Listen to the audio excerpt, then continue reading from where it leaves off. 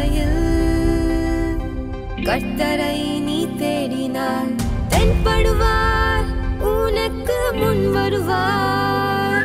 முழு மனதோடு அவரை நீ கூப்பிட்டால் பதில் தருவார், வழி காட்டிடுவார். மகளிர் மன்றாட்டு ஜெப நேரம், மன்றாடி ஜெபிக்க இரு தருணம். மகளிர் மன்றாட்டு ஜெப நேரம், மன்றாடி ஜெபிக்க இரு தருணம்.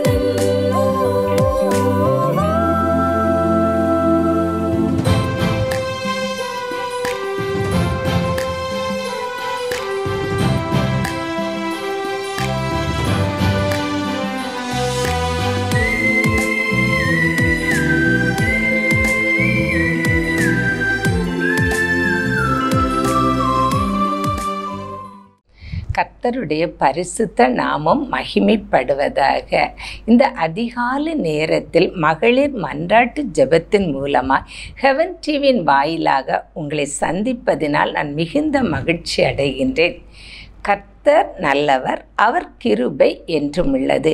கர்த்தர் நல்லவர் என்பதை ருசித்து பாருங்கள் என்று தாவீது சொல்கிறார். கர்த்தருக்கு பிரியமானவர்களே, நாம் கர்த்தர் நல்லவர் என்பதை ருசித்து பார்க்கின்றோமா, அல்லது கர்த்தரை குறித்து நாம் குறை பேசிக்கொண்டே இருக்கிறோமா? நம்மை நாமே சிந்தித்து பார்க்க வேண்டும். கர்த்தர் நல்லவர் என்று நாம் ருசித்து பார்க்கும்போது, கர்த்தர் செய்த நன்மைகளை நாம் நினைக்கும் போது நம் இருதயத்துக்குள்ளே ஒரு மகிழ்ச்சி உண்டாகிறது. நம்முடைய புலம்பல் ஆனந்த களிப்பாக மாறுகிறது. கர்த்தர் செய்த நன்மைகள் ஏராளம் ஏராளம். அதை எண்ணி எண்ணி பார்த்தால் கூட எண்ணவே முடியாது. அவ்வளவு நன்மைகளை கர்த்தர் நமக்கு செய்திருக்கிறார். இந்த நன்மைகளை நாம் நினைத்து சற்று நேரம் கர்த்தரை துதித்து ஸ்தோத்தரித்து அவரை நாம் மகிமைப்படுத்திவிட்டு வசனத்திற்கு நேராக நாம் கடந்து செல்வோம்.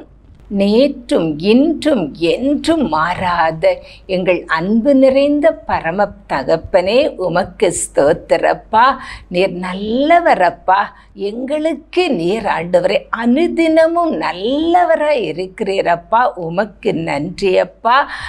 எஸ்ஸப்பா, எங்களுக்கு நீர் மேய்ப்பராய் இருக்கிறீர், நல்ல மேய்ப்பராய் இருக்கிறீர் ராஜா. உமக்கு ஸ்தோத்திரப்பா. எங்களை புல்லுள்ள இடங்களில் நடத்துகிறீர். உமக்கு நன்றி எஸ்ஸப்பா. உமக்கு நன்றி. ஒரு நல்ல மேய்ப்பன் தன் ஆடுகளுக்காக தன் ஜீவனை கொடுப்பது போல நீர் எங்களுக்கு நல்ல மேய்ப்பனாய் இருந்து உம்முடைய ஜீவனையே எங்களுக்காக ஜீவ பலியாக ஒப்பு கொடுத்தீர் ராஜா. அதற்காக உமக்கு ஸ்தோத்திரப்பா. நன்றி ராஜா, நன்றி அப்பா. வழி தப்பின ஆடுகளைப் போல நாங்கள் வழி தப்பி அலைந்து திரிந்தோப்பா. அந்த நேரத்தில் எல்லாம் உம்முடைய மந்தையிலே எங்களை சேர்த்து கொண்டே ராஜா. உமக்கு ஸ்தோத்திரம்.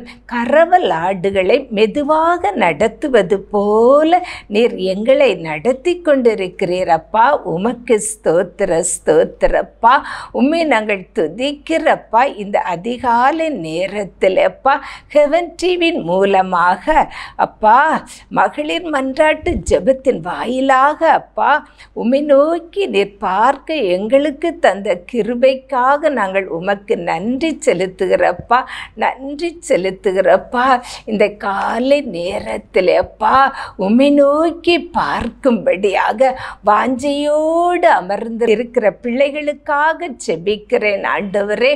என்னப்பா நீர் சொன்னீங்க, என்னிடத்தில் நீ வாஞ்சையாய் இரு என்று சொன்னீரேப்பா.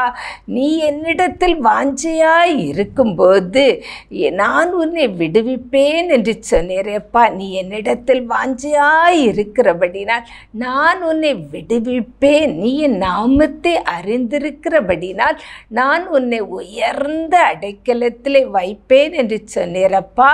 ஆண்டவரே, வாஞ்சையோடு இருக்கிறப்பா உம்முடைய பிள்ளைகள் ஆண்டவரே அப்பா விடுவீங்கப்பா.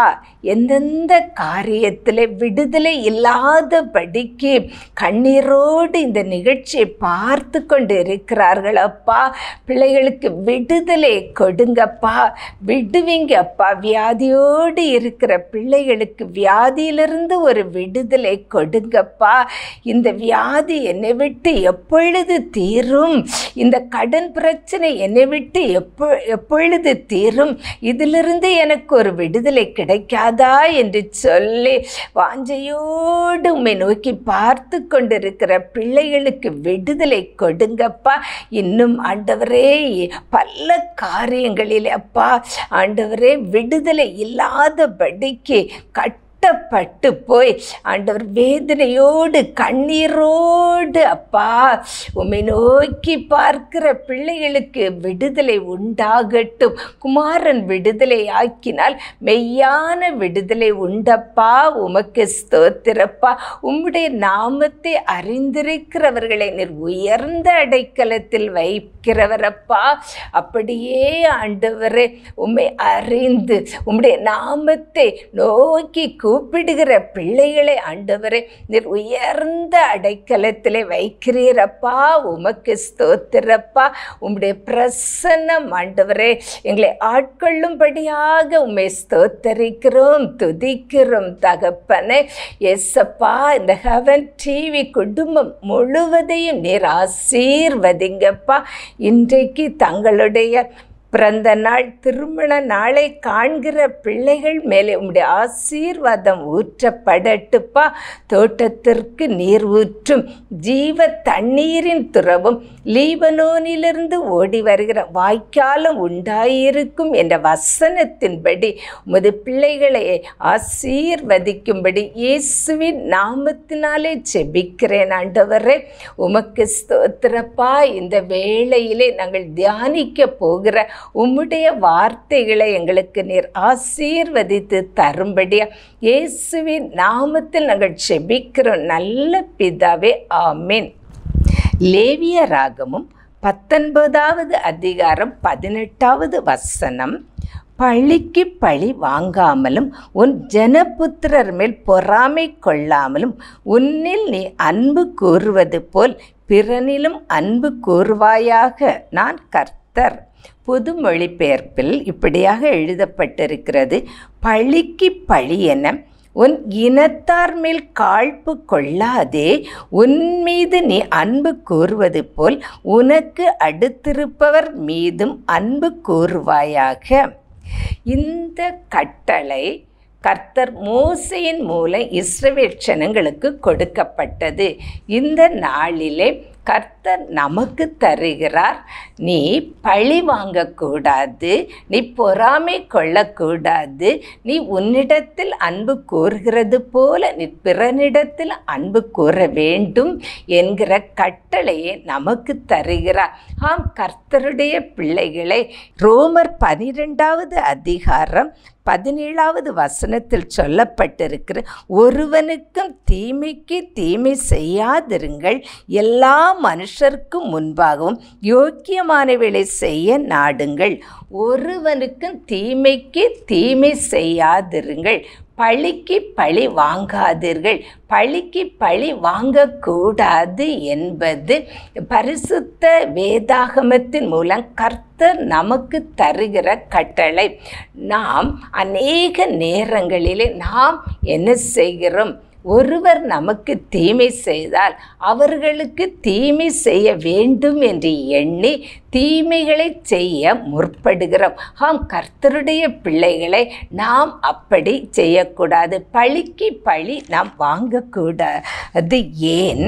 ரோமர் 12வது அதிகாரம் 19வது வசனத்தில் சொல்லப்பட்டிருக்கிறது, பிரியமானவர்களே, பழி வாங்குதல் எனக்குரியது, நானே பதில் செய்வேன் என்று கர்த்தர் சொல்லுகிறார் என்று எழுதியிருக்கிறபடியால் நீங்கள் பழி வாங்காமல் கோபாக்கினைக்கு இடம் கொடுங்கள். பொது மொழிபெயர்ப்பில் இப்படி சொல்லப்பட்டிருக்கு. அன்பார்ந்தவர்களே, பழி வாங்காதீர்கள், அதை கடவுளின் சினத்திற்கு விட்டுவிடுங்கள். ஏனெனில் மறைநூலில் எழுதியிருக்கிறபடி பழி வாங்குவதும் கைமாறு அளிப்பதும் எனக்கு உரியது. இங்கே பாருங்கள், கர்த்தர் சொல்லுகிறார், பழிக்கு பழி நம்ம வாங்கக்கூடாது. பழிக்கு பழி வாங்குவதும் அதற்கு பதில் கொடுப்பதும் அது கர்த்தருக்கு உரியது. ஆகவே நாம் கர்த்தருடைய சினத்திற்கு நாம் விட்டுவிட வேண்டும். நாம் மற்றவர்களுக்கு பழிக்கு பழி வாங்க வேண்டும் என்று நாம் முற்படக்கூடாது. அவர்களுக்கு பழிக்கு பழி அவர்களை வாங்கக்கூடாது. இது கர்த்தருக்கு உரியது. அவர் பழி வாங்குவதும் அதற்கு பதில் அளிப்பதும் அவருக்கு உரியது. கர்த்தருடைய பிள்ளையை இன்னும் பாருங்கள், ரோமர் 12வது அதிகாரம் 17வது வசனத்தில் சொல்லப்பட்டிருக்கிறது, ஒருவருக்கும் தீமை செய்யாதிருங்கள் என்றும் 21வது வசனத்தில் சொல்லப்பட்டிருக்கிற தீமையை நன்மையினால் வெல்ல வேண்டும் என்று சொல்லி, ஒருவருக்கும் தீமை செய்யக்கூடாது, தீமையை நன்மையினால் வெல்ல வேண்டும். இதற்கு எடுத்துக்காட்டாக வாழ்ந்து காட்டியவர் யோசேப்பு. யோசேப்பு உடைய சகோதரர்கள் யோசேப்பு சாக வேண்டும் என்று நினைத்து குழியிலே தூக்கி போட்டார்கள்.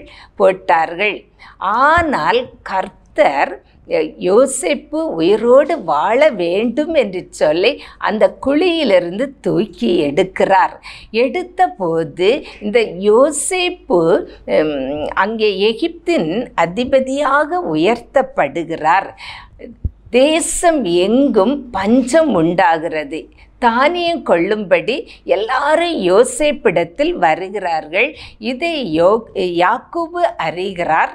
அவர் அறிந்து தன்னுடைய பிள்ளைகளை யோசேப்பிடம் போய் தானியம் கொள்ளும்படி அனுப்புகிறார். இங்கே பாருங்கள், யோசேப்பு இது தன் சகோதரர் என்று அறிந்து கொள்கிறான். என்றாலும் தன்னுடைய சகோதரர்கள், தனக்கு தீமை செய்த சகோதரர்களுக்கு தீமை செய்ய வேண்டும் என்று இந்த யோசேப்பு நினைக்கவில்லை. யோசேப்பு தீமை பழிவாங்க வேண்டும் என்று அவர் நினைக்கவில்லை.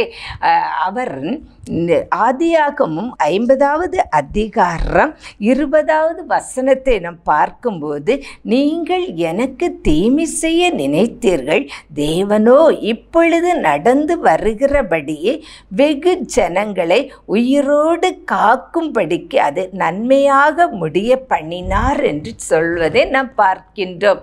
அவர்கள் சகோதரர்கள் தீமை செய்தார்கள், ஆனால் கர்த்தர் அந்த தீமையை நன்மையாக மாற்றி கொடுத்த காரணம் என்ன?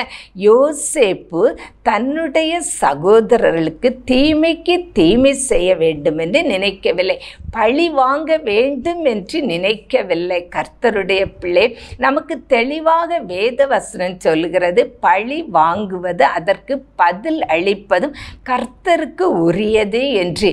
அப்படியாக கர்த்தர் என்ன செய்கிறார்? யோசேப்பு இடத்திலே இந்த சகோதரர்கள் வந்து குனிந்து நின்று உதவி கேட்கிற அளவுக்கு கர்த்தர் அங்கே கொண்டு வந்து நிறுத்துவதை நாம் பார்க்கின்றோம். கர்த்தருடைய பிள்ளை, இந்த யோசேப்பை போல நாமும் கூட நமக்கு யார் தீமை செய்தாலும் சரி, நாம் பழிக்கு பழி வாங்கக்கூடாது. உனக்கு விரோதமாய் கூட்டம் கூடினால் அவர்கள் என்னாலே கூடுகிற கூட்டம் அல்ல, எவர்கள் உனக்கு விரோதமாய் கூட்டம் கூடுகிறார்களோ அவர்களை உன் காலடியில் கொண்டு வருவேன் என்று கர்த்தர் சொல்லியிருக்கிறார். ஆம், கர்த்தருடைய பிள்ளையே, நாம் நமக்கு தீமை செய்தவர்களுக்கு அவர்களை நாம் பழி வாங்காமல் இருக்கும்போது, இந்த பழி வாங்குகிறது இது கர்த்தருக்குரியது என்று அவருடைய சினத்திற்கு நாம் விட்டு விடும்போது கர்த்தரே இந்த காரியத்திலே இடைபடுவார். கர்த்தருடைய பிள்ளையே, நாம் ஒரு நாள் கூட பழிக்கு பழி வாங்க இருக்கக்கூடாது. கர்த்தருடைய பிள்ளைகள் நம்முடைய வாழ்க்கையிலே இதை நாம் கடைபிடித்து கொள்ள வேண்டும்.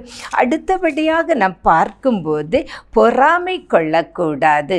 கலாத்தியர் 5வது அதிகாரம் 26வது வசனத்தில் சொல்லப்பட்டிருக்கிறது, வீண் புகழ்ச்சியை விரும்பாமலும் ஒருவரை ஒருவர் பொறாமை கொள்ளாமலும் இருக்க கடவோம் என்று. நாம் யாரிடமும் பொறாமை கொள்ளக்கூடாது என்று பரிசுத்த வேதாகமும் நமக்கு சொல்கிறது. இந்த பொறாமை என்பது ஒரு எலும்புரிக்கி என்று பரிசுத்த வேதாகமத்தில் பொறாமையை எலும்புரிக்கி நோய்க்கு ஒப்பிட்டு கூறப்பட்டிருக்கிறது. நீதிமொழிகள் 14வது அதிகாரம் 30வது வசனம், சொஸ்த மனம் உடலுக்கு ஜீவன், பொறாமையோ எலும்புரிக்கி என்று. சொஸ்த மனம், மன அமைதி, நம்முடைய சரீரத்திற்கு அது ஆரோக்கியத்தை கொடுக்கும். பொறாமை நம்முடைய சகல வியாதிக்கும் அது காரணம். பொறாமை நமக்கு, ஆகவே தான் பரிசுத்த வேதாகமத்திலே பொறாமையை எலும்புரிக்கி நோய்க்கு ஒப்பிட்டு சொல்லப்பட்டிருக்கிறது. இப்போ எலும்புரிக்கி நோயை பாருங்க, அது எலும்புகள் பலன் இழக்க செய்யும். அந்த எலும்புரிக்கி நோய் அது பலன் இழந்து அந்த எலும்புகளை முறிந்து போக பண்ணும். அதே போல தான் நமக்குள்ளே பொறாமை இருக்குமானால் நம்மிடத்தில் இருக்கிற சந்தோஷம், சமாதானம் எல்லாவற்றையும் அது உடைத்து போடும். நிம்மதி என்பதே நமக்கு இருக்காது. இது நிமித்தம் பல வியாதிகள் நமக்கு வரும். ஆகவே தான் பொறாமையை எலும்புரிக்கி நோக்கி ஒப்பிட்டு வேதாகமத்தில் சொல்லப்பட்டிருக்கிறது. கர்த்தருடைய பிள்ளையே, பொறாமையாக படும்போது அந்த சிந்தனைகளில் எப்பொழுதுமே ஒரு துக்கம்தான் இருக்கும். என்னை விட மற்றவங்க பெரியவங்களாக இருக்காங்க, நமக்கு ஒன்று இல்லாதது மற்றவர்களுக்கு ஒன்று இருந்தவுடனே அவங்களுக்கு இருக்கு என்று சொல்லி அதையே நினைத்து நம்ம உடம்பெல்லாம் பலவீனப்பட்டு போகும். கர்த்தருடைய அவ்வளவு மோசமான ஒரு மனநோய் தான் இந்த பொறாமை. இந்த பொறாமை குணம் கர்த்தருடைய பிள்ளைகளாகிய நமக்கு இருக்கக்கூடாது. கலாத்தியர் 5வது அதிகாரம் 21வது வசனத்தில் சொல்லப்பட்டிருக்கிறது, பொறாமைகள், கொலைகள், வெறிகள், களியாட்டங்கள் முதலானவைகளை இப்படிப்பட்டவைகளை செய்கிறவர்கள் தேவனுடைய ராஜ்யத்தில் சுதந்திரிப்பதில்லை என்று முன்னே நான் சொன்னது போல இப்பொழுதும் உங்களுக்கு சொல்கிறேன். பொறாமை குணம் நமக்கு இருக்குமானால் தேவனுடைய ராஜ்யத்திலே நம்ம பிரவேசிக்க முடியாது என்று வசனம் நமக்கு சொல்கிறது. கர்த்தருடைய பிள்ளையை நாம் கர்த்தருக்காக நாம் ஓடிக்கொண்டிருக்கிறோம் என்று வைத்து கொள்ளுங்கள். முடிவில் நமக்கு பரலோக ராஜ்யம், தேவனுடைய ராஜ்யத்தை சுதந்திரிக்க முடியவில்லை என்றால் என்ன பிரயோஜனம்? யோசித்து பார்ப்போம். நம்முடைய குறிக்கோளை பரலோக ராஜ்யத்தை, தேவனுடைய ராஜ்யத்தை சுதந்திரித்து கொள்ள வேண்டும் என்கிற ஒரு குறிக்கோள் நமக்குள்ளே இருக்க வேண்டும். கர்த்தருடைய பிள்ளை, இது நம் இருக்கும்போது நம்மளால் பொறாமைப்பட முடியாது. இது ஒரு கடினமான காரியம்தான். ஆனால் கர்த்தர் நமக்கு உதவி செய்வார். சவுல்ல பாருங்க, சவுலும் தாவீதும் நண்பர்கள் தான். சவுல ஜனங்கள் புகழ்கிறார்கள். சவுல் கொண்டது 1000, தாவீது கொண்டது 10000 என்று பாடி புகழ்ந்த உடனே இந்த சவுலுக்கு தாவீது மேலே பொறாமை வருகிறது. தாவீது ஒரு பெரிய ஒரு கோலியாத்தை, இஸ்ரவேல் ஜனங்களுக்கு விரோதமாய் போரிட்ட அந்த பெலிஸ்தியனை வீழ்த்தி போட்டார். அவ்வளவு தேவ வல்லமை உள்ள ஒரு மனிதன். அவர் செய்த காரியம் எவ்வளவோ பெரிய காரியம். இதை ஜனங்கள் புகழ்ந்த போது இந்த சவுலால் தாங்கிக் கொள்ள முடியலை. கர்த்தருடைய பிள்ளை. இதே போல்தான் இன்றைக்கும் கூட அநேகர் அப்படிதான். ஒருவரை குறித்து ஒருவர் புகழ்ந்து பேசினால் அதை தாங்கிக் கொள்ள முடியல. பொறாமை.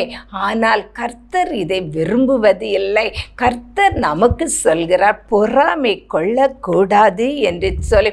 ஆதியாகமம் 30வது அதிகாரம் 1வது வசனத்தை நாம் பார்க்கும்போது, ராகேல் தான் யாக்கோபுக்கு பிள்ளை பெறாததைக் கண்டு தன் சகோதரியின் மேலே பொறாமை கொண்டு யாக்கோபை நோக்கி, எனக்கு பிள்ளை கொடும், இல்லாவிட்டால் நான் சாகிறேன் என்றாள்.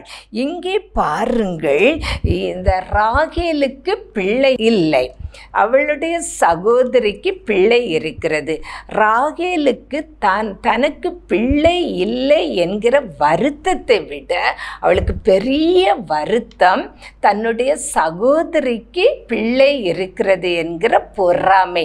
யோசித்து பாருங்கள் கர்த்தருடைய பிள்ளைகளை. இப்படி இன்றைக்கு நாம் இருப்போமானால், ஆண்டவருடைய வார்த்தையை கேட்டுக்கொண்டிருக்கிற கர்த்தருடைய பிள்ளையே, இந்த குணம் நமக்கு இருக்குமானால் நாம் அதை விட்டுவிட வேண்டும். கர்த்தரிடம் நீங்கள் கேட்கும்போது கர்த்தர் உதவி செய்வார். இன்னும் அன்னாளுக்கும் பிள்ளை இல்லாமல் இருந்தது.